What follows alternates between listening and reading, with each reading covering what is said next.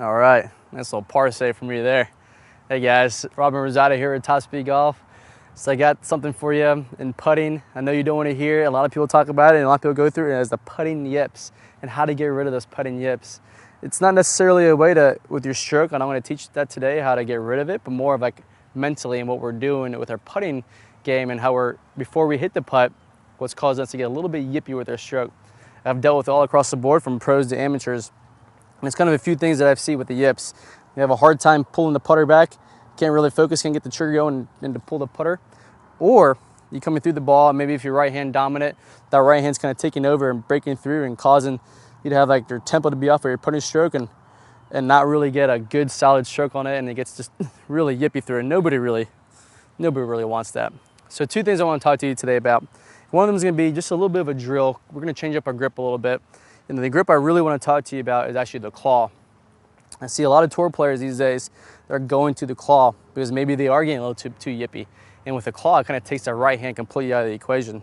You're holding on conventional with your left hand, thumb's going right down the shaft line there, and your right hand is on there for the ride. I see a lot of different variations of it. Fingers all the way across, fingers are behind, fingers are on top, whatever it may be. But it's taking that right hand out of the equation, so it's eliminating that kind of last minute jerk with the right hand. So that's really good. Again, it's not necessarily, I wouldn't necessarily say go ahead and do that all the time. The claw is the best grip. I'm not saying that at all, because you can also go left hand low and it's accomplishing the same thing. But go ahead and try it out. Try it out. There's kind of a drill just to really feel that right hand completely out of the equation, or you can just putt with your left hand as well to see if you can do it. I'm going to try to putt one here, see if I can make one just with my left hand. And what that did was it was pretty solid, and my left hand just guided it through. So again, taking that right hand, or for a lefty, left hand out of the equation so you're not too yippy with it. And now the next thing I want to talk about is going to be our timing. So I see a lot of people, they're on their practice putting, or maybe they played, guys who played a tournament, and they come out and practice afterwards, and they're like, I'm just making everything. Like, I don't get it. And it feels good, so I'm just seeing the line and doing it. And on the course, that's not the actuality. Maybe you've done all your pre-putt routines, you've gone around the hole, got your line, done your practice strokes, but then you step up to the ball and you're just kind of frozen, and maybe you second guess yourself, and at this point you're not confident in your line, and then you're not confident in your stroke, and then you're having a hard time to kind of pull the putter head back. So next time you're out there practicing your putting on the putting green, be mindful of how long you are taking to hit the putt. So on the practice putting green, I see a lot of people, they just kind of go up there, see the line, and they just kind of hit it and stroke, and not really thinking too much of what's going on in their stroke. They just see the line, hit it, and go. I'm not on the golf course, try to do the same thing. Go through your whole routine. Go through walking around the hole. Go through your practice putting strokes. But when you go up there, hit the ball, go up there, see it, and just stroke it. Don't really think too much about it. Don't worry about it. And you'll see that some tour players, they'll kind of they do that thing where they take their practice strokes and they don't even do anything here. They just kind of step up to it. Like Aaron Badley, he does it.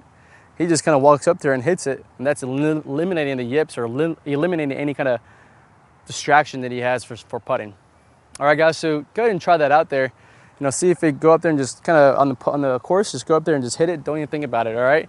So good luck working on another putting. Good luck making some more putts and lowering those scores. Hey guys, I hope you really enjoyed that video. I've got an even better bonus video talking about the groove and how to get the ball rolling better off your putter head. So there's gonna be a preview that's gonna play here in a second talking about that video.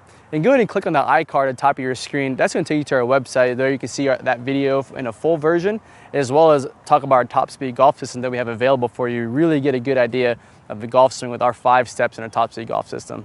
All right, guys, so good luck working out there. Have fun and play well out there. Hi guys, and welcome to the Top Speed Golf putting system. In this video, we're going to talk about the stroke itself. So one of the first fundamentals, I think, to have a really good consistent stroke is we have to set up to the ball in the same way every time. And what I like to do is I like to have my eyes directly over top of the ball, over top of the target line. And I have a great little putting mirror here made by Eyeline that I use a lot to help me get lined up. And it's simply got a black line going down the center. So when I'm looking down, I want to see my eyes directly on this black line, and I want my lead eye almost on the back of the ball, all the way down the shaft to be in one straight line. So if you're looking at this, as I set up, if you draw a line up from the shaft, that should be splitting my forearms, and they're going to be lined up with that shaft. And what that's going to allow me to do is take a lot of wrist out of the stroke.